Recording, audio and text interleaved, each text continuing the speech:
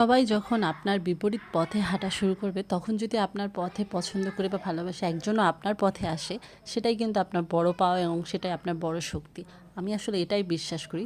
যত সময় অবধি একজন মানুষও আমাকে বিশ্বাস করে আমার পাশে থাকবে, তত সময় ওই একজন মানুষই এই একজনই আমার অনুপ্রেরণা এবং ওই একজনই হলো আঁধারের ভিতরে এক টুকরো আলো আর কি।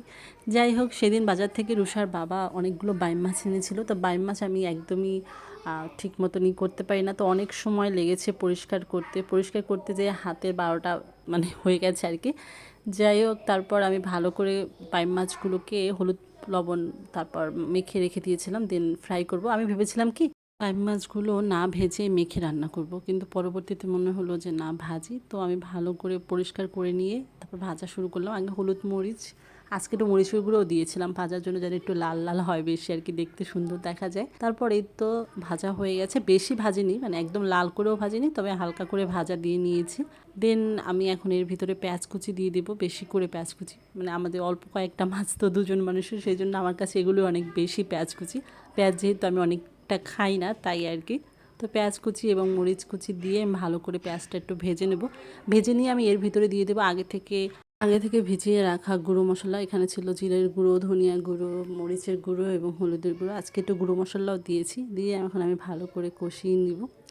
বাই দ্য ওয়ে, এই মাছটা দেখলে আগে আমি একদমই খেতাম না, মানে আমার খেতে মন চাইতোই না, দেখার পরই খেতে মন চাইতো না।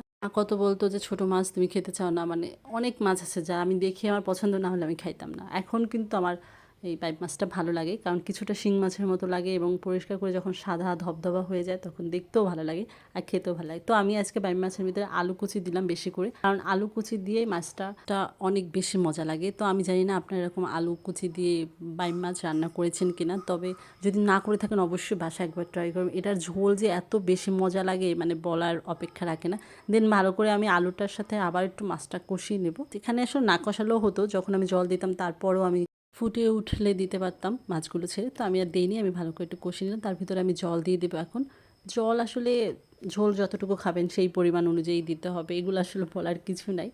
আপনারা অনেকে হয়তো ভাবেন যে আমি কোনো তরকারিতে আদা রসুন দিই না, এটার কেমন স্বাদ লাগবে। আসলে কি, আমরা অভ্যস্ত হয়ে গেছি, আমি নিজেও, যার কারণে আমার আদা রসুনের তরকারি খেতে হবে এমন না, আবার দিলেও যে খেতে পারবো না তেমন না, তবে আমার আদা রসুন ছাড়া এরকম তরকারি আমার বেশি ভালো লাগে। আমরা আসলে এটার সাথে একদম অভ্যস্ত হয়ে গেছি। আমার মনে হয় ম্যাক্সিমাম যারা সনাতন ধর্মের আছে তারা সবাই অভ্যাস হয়ে গেছে, তাদের আদা রসুন লাগে না।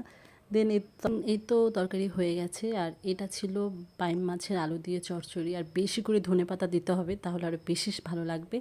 পর এই তো আমি ফুচকার জন্য একটু ডো বানিয়ে রাখলাম। অনেক দিন ধরে ফুচকা খেতে ইচ্ছে করতেছিল, কিন্তু ফুচকা আমি বাইরেরটা খাবো না, তাই নিজেই বানানোর চেষ্টা করতেছিলাম। ময়দা সুজি একসাথে দিয়ে ডো বানিয়ে রেখে দিয়েছিলাম। আর রুষা বাইরে গিয়েছিল ফুটবল খেলতে, ওর ইদানিং একটাই খেলা, সেটা হলো ফুটবল।